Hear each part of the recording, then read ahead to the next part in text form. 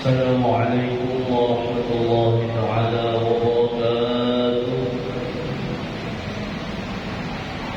الحمد لله رب العالمين، وبه نستعين على أمور الدنيا والدين، والصلاة والسلام على أشرف الأنبياء والمرسلين سيدنا ومولانا محمد وعلى آله وصحبه أجمعين. أما بعد، سبحانك لا علم لنا إلا ما علمتنا إنك أنت العليم الحكيم، وتب علينا إنك أنت التواب الرحيم. رب اشرح لي صدري ويسر لي أمري واحلل عقدة من لساني يفقهوا قولي بحق النبي وصحبه والآل.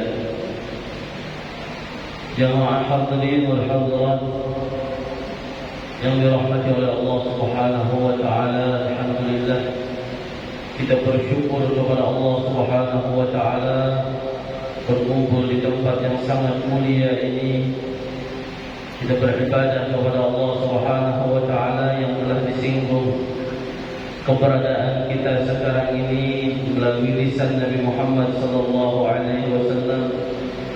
Rasul sallallahu alaihi wasallam bersabda, "Man ijtama'a qaumun fi baitin min buyutillah yadhkuruna Allah illa haffathumul malaikah wa ghashiyatuhumur rahmah wa nazalat 'alaihimus sakinah wa dzakara Allah fi man 'indahu." Kata Nabi SAW, tidaklah suatu kelompok duduk berkumpul di salah satu rumah dari rumahnya Allah Subhanahu wa taala seperti yang kita lakukan sekarang ini, kecuali Allah berikan kepada mereka 4 sesuatu. Yang pertama, illa haffathumul malaikah.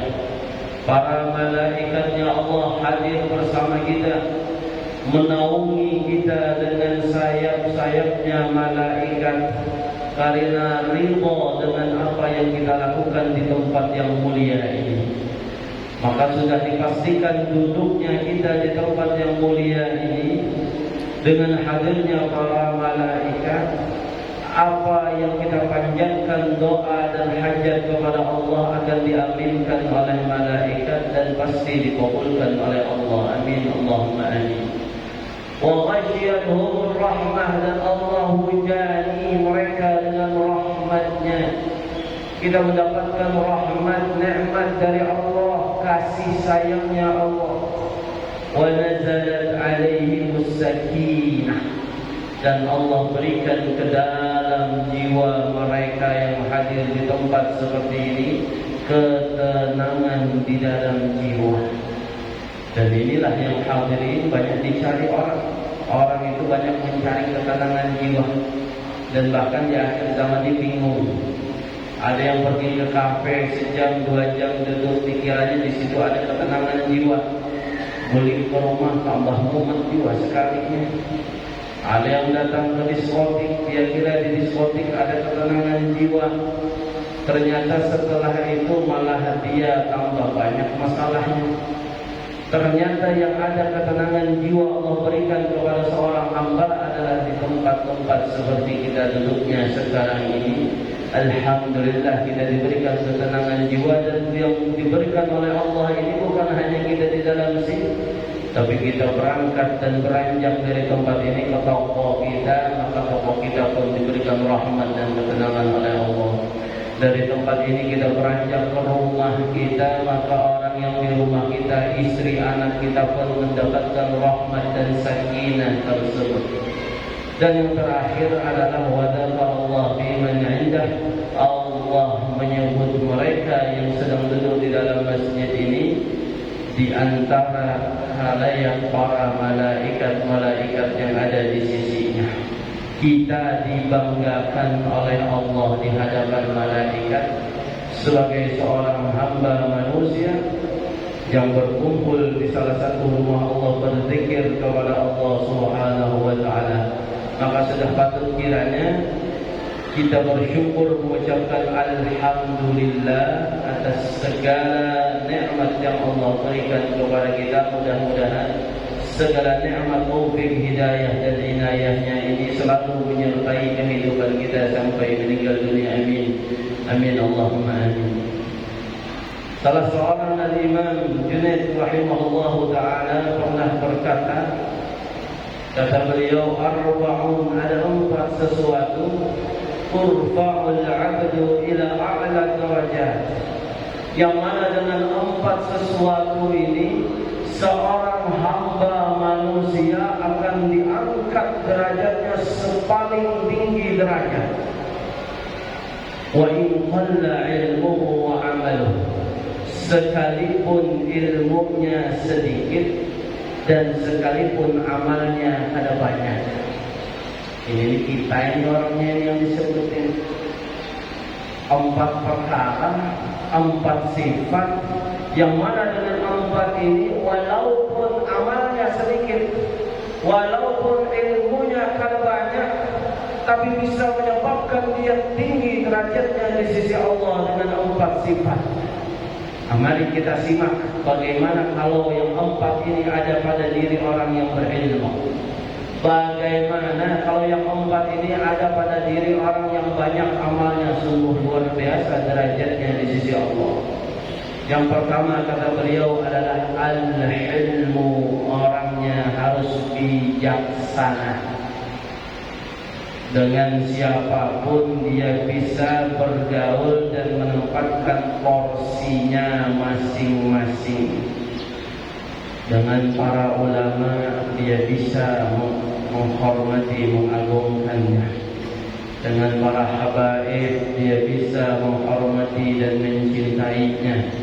Dengan para pejabat dia pun juga bisa menghormati dan memuliakannya. Dengan masyarakat biasa yang di bawah ekonominya dari dia, dia pun bisa bergaul sesuai porsinya masing-masing. Dengan khalayak anak kecil pun dia bisa bergaul dengannya. Inilah orang yang bijaksana. Sungguh mulia kalau ada pada diri seorang manusia sifat bijaksana, yaitu bisa bergaul dengan siapapun sesuai dengan porsinya masing-masing. Yang kedua kata Imam Al-Junaid rahimahullah adalah sifat yang kedua, yaitu at-tawadhu, orang yang rendah hati. Apabila seseorang memiliki sifat rendah hati, sekalipun ilmunya sedikit, sekalipun amalnya kada banyak, dia bisa mencapai derajat yang tinggi di sisi Allah kalau dia punya sifat tawadhu. Kira-kira seperti inilah kalau ada orang punya jabatan tinggi, misal seorang bupati, wali kota misal, lalu dia turun melihat ada orang fakir miskin, lalu dia beri makan, dia beri bantuan, duduk dia bersama mereka. Inilah yang namanya orang yang punya jabatan tinggi pun dia tawadhu, dia rendah hati, sekalipun orang yang ada di depannya itu lebih rendah derajatnya daripada dia. Inilah tawadhu. Tapi bukan berarti tawadhu kalau ada musiman. Nah ini lain. Ini bila sudah para musimnya hanya tawadhu. Yang dulunya pegangannya luar biasa, pas sudah mau pemilihan, pegang cangkul sini, turun ke sawah sini, pas sudah jadi kada suara lagi pegang. Nah ini tawadhunya bukan karena Allah. Yang dikatakan oleh Nabi, "Man tawadhu'a lillah rafa'ahu Allah." Barang siapa yang bertawadhu karena Allah, bukan karena suara. Tawadhu bukan karena popularitas. Tawadhu bukan karena pencitraan, tapi tawadhu rendah hati dia terhadap orang karena Allah. Karena Allah, maka apa janji dari lisan Nabi Muhammad? Rafa'ahu Allah. Allah pasti akan mengangkat derajatnya. Tawadhu. Yang ketiga adalah as-sakha. yaitu orang yang pemurah harta, pemurah jiwa, pemurah akhlak, pemurah hatinya. Dengan hartanya dia loyal, senang membantu orang yang fakir miskin, memperhatikan orang di sekitarnya yang membutuhkan bantuannya. Inilah orang yang mempunyai derajat tinggi di sisi Allah, sekalipun amalnya sedikit, sekalipun ilmunya kadang banyak, tapi dia memiliki sifat loyal. Dengan hartanya pemurah, dengan hatinya dia pun juga pemurah. Ada orang salah pada dia, mudah memaafkannya, tidak ada dendam dan membenci kepada orang yang jahat pun kepadanya. Kenapa? Dia murah hati, murah harta. Makanya Nabi SAW menyinggung dalam hadisnya, orang yang pemurah itu dekat dengan surga, dekat dengan manusia, dekat dengan Allah, dan jauh dari api neraka. Sebaliknya orang yang pelit itu adalah jauh dari manusia. Manusianya kada ketujuh beparak. Kenapa? Pamalahnya luar biasa. Bila aku parak sini tu pada suatu rokok pun harus dihisapnya, padahal di sini banyak-banyak. Inilah manusia saja jauh, Allah jauh, surga jauh, tapi neraka dekat dengan orang yang pelit. Na'udzubillah. Kemudian yang terakhir, yang keempat, kata Imam Junaid, adalah al-khuluqul hasan, yaitu orang yang punya akhlak budi pekerti yang baik. Karena manusia ini dinilai dari akhlak. Manusia itu, nilai seseorang manusia yang dinilai itu adalah moral akhlaknya. Kalau dia tidak berakhlak, tidak bermoral, maka tidak ada nilainya. Tidak jauh beda sama binatang, bahkan lebih jelek daripada yang namanya binatang. Ulaika kal an'am bal hum adall, kata Allah. Mereka itu bagaikan binatang ternak. Kira-kira pian misalnya bawa duit 50 juta. Bawa duit 50 juta. Mau keluar. Di situ ada anjing. Kira-kira pian apakah takut dirampok oleh anjing? Bawa duit 50 juta, tak ada. Di situ ada kambing. Apakah kira-kira orang yang bawa duit 50 juta takut dirampok oleh kambing? Tak ada. Tapi di situ ada orang akhlaknya terbaik, ada penjahat. Yang mana kalau kita lewat bawa duit 50 juta ini bisa dirampoknya, bisa dicurinya, bisa dibegalnya kita. Maka kira-kira kambing dan anjing tadi itu lebih baik daripada manusia yang tidak ada nilai akhlaknya. Seorang perempuan mau keluar dari rumahnya, lalu dia mengatakan, aku takut. Kenapa? Ada sapi di sana, karena mau menggoda dan memperkosanya. Karena mungkin ada babi misalnya di sana, aku takut keluar. Kenapa? Nanti digodai babi, aku tidak ada. Tapi ada di sana sekelompok orang akhlaknya jelek, bisa diperkosanya, bisa digodanya, maka dia takut dengan sekelompok orang tadi. Nah, itulah yang bisa kita katakan bahwa babi dan sapi itu lebih mulia daripada manusia. Binatang manusia yang takut, tapi manusia yang tidak ada akhlaknya, moralnya, na'udzubillah. Maka oleh karena itu akhlak, Allah mengajarkan sedikit akhlak di dalam Al-Quran. Khudil afwa wa'mur bil 'urfi. Ambillah kemaafan kepada orang lain dan perintahkan orang lain dengan nilai-nilai kebaikan.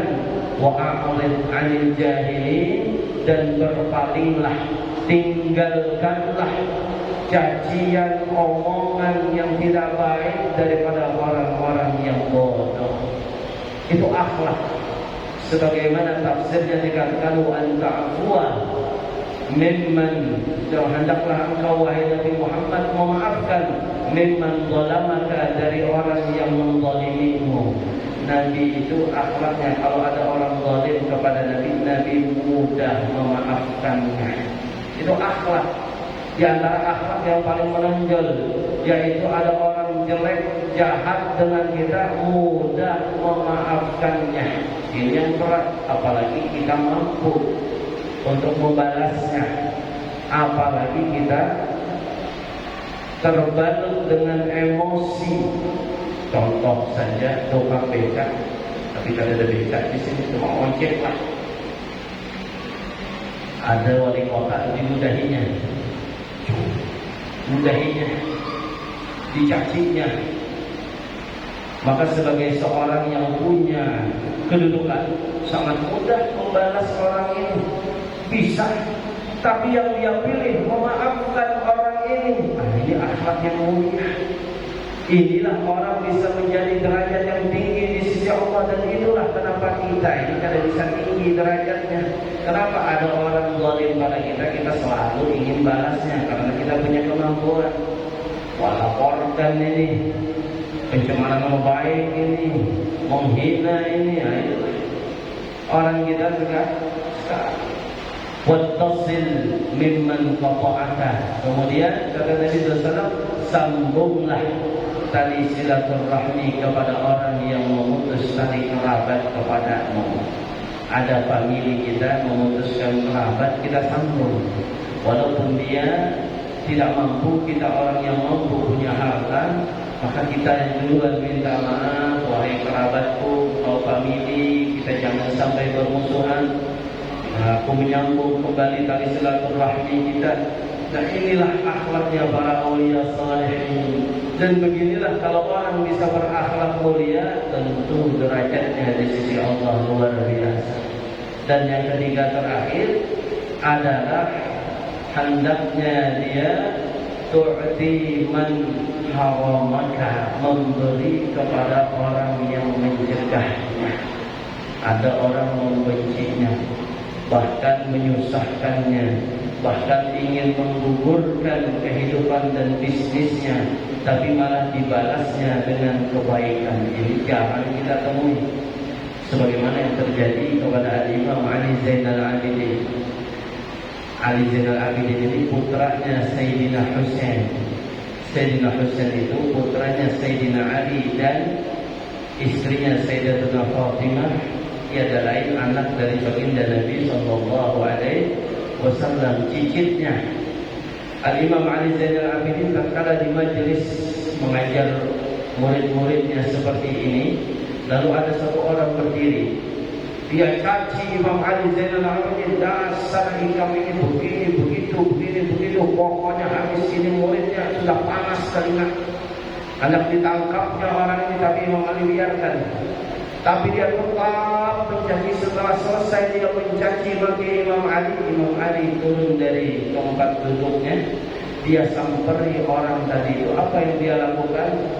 Dia berikan sorbannya kepada orang tadi. Kemudian apa yang ada isi di kantongnya dia berikan kepada orang tadi.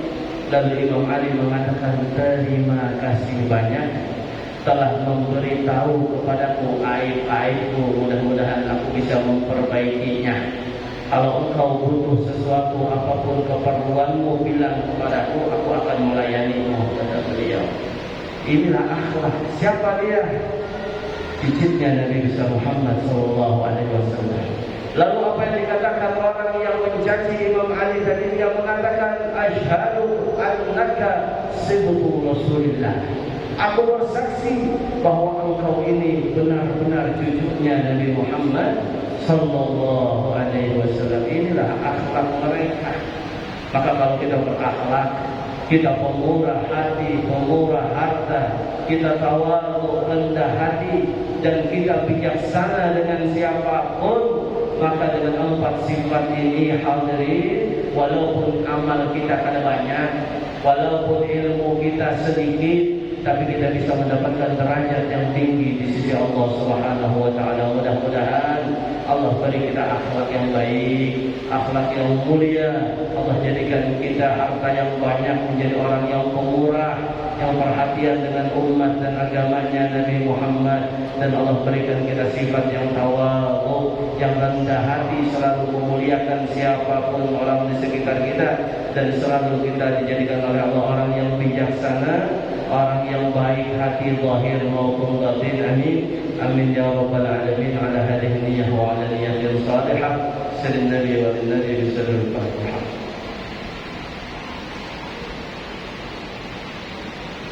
Amin. Bismillahirrahmanirrahim. Alhamdulillah rabbil alamin. Sayyidina Muhammad wa ala alihi wa sahbihi ajma'in. ربنا انفعنا بما علمتنا رب علمنا الذي ينفعنا وافتح علينا يا رب فتوح العالمين وفقهنا ويسر الدين وعلمنا من تقبل القران وانك على كل شيء قدير. اللهم استر عيوبنا وعيوب معلمنا علما ابتدها وعرفنا بعلمنا. وصلى الله على سيدنا محمد وعلى اله وصحبه وسلم. الحمد لله رب العالمين. السلام عليكم ورحمه الله وبركاته.